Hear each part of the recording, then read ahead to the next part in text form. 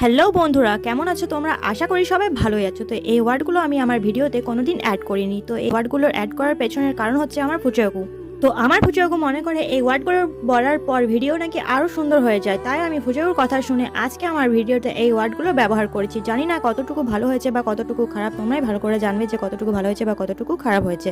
অনেকেই ভাববে আমি কার বাড়িতে ভিডিও করতে চলে এসেছি। তো তাদেরকে বলছি আমি আমার দাদুর ছোট্ট খেতিতে চলে গিয়েছিলাম দাদুর সাথে সবজি চাষ করতে। তো এখানে সবজি চাষের সাথে সাথে আমি গাছগুলোতে একটু করে জলও দিয়ে দিলাম। আর এদিকে আমার দাদু আমাকে আম্মুকুল দেখাচ্ছে, আর আমি তো নিজে নিজে শাকনি ফুলের দেখতেই পেয়েছি। তো সেগুলো দেখা শেষ হলো।